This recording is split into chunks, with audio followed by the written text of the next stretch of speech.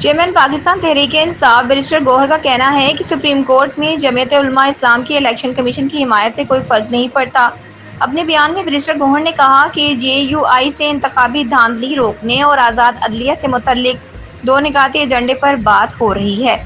یاد رہے کہ سپریم کورٹ میں مخصوص نشستوں کے کیس کی سماعت کے دوران جمعیت علماء اسلام نے انتخابات اور مخصوص نشستوں پر الیکشن کمیشن کے موقف کی حمایت کر دی ہے کہ سیٹیں ان کو ملیں۔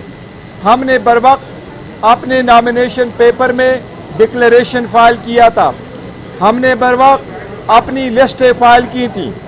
یہ سپریم کورٹ کے ڈیسیجن کے پیش نظر تھا 13 جنوری کو کہ ہم سے بلہ بھی نشان بھی لیا گیا اور ہمارے کینڈیڈیٹ کو نشانات الاٹ کرنے والے دن سپریم کورٹ کے فیصلے کے آنے سے پہلے آزاد کینڈیڈیٹ کے نشانات الاٹ ہوئے تھے، لیکن اس کے باوجود پاکستان تحریک انصاف سیٹیں جیت چکی ہیں 4 صوبوں میں۔ اس کے مطابق ہمیں امید ہے انشاءاللہ تعالی یہ سیٹیں ہمیں ملے گی۔ سپریم کورٹ انشاءاللہ کل اس کیس کو کنکلوڈ کرے گی۔ چیئرمین کوشچن اگر ہے تو جی جو نان مسلم کے متعلق الیکشن کمیشن نے کہا کہ مس پرنٹ ہوا ہے، آپ اس کو کس طرح دیکھ رہے ہیں؟ دیکھیں، وہ ایکچولی جے یو آئی سے پوچھا، انہوں نے ایک پوائنٹ پہ یہ کہہ دیا کہ سنی اتحاد کونسل کے کنسٹیٹیوشن میں یہ لکھا ہوا ہے کہ جو ممبرز ہے، کون ممبر بن سکتا ہے، وہ مسلم مین اینڈ وومن ہو سکتے ہیں۔ ہم نے ان کو ایکسپلین کر دیا تھا کہ ایسا نہیں ہے، ہماری کنسٹیٹیوشن میں یہ لکھا ہے کہ جو پارٹی کے مین پارٹی ہے اس کے مسلم مدر پارٹی جس کو ہم روٹین میں کہتے ہیں، اس میں مسلم مین اینڈ وومن ہوتے ہیں جو کمیٹی بنتا ہے، اور پھر ہمارے ونگز ہے، تو ہمارے وومن کا بھی ونگ ہے اور ہمارے نان مسلم کا بھی ونگ ہے۔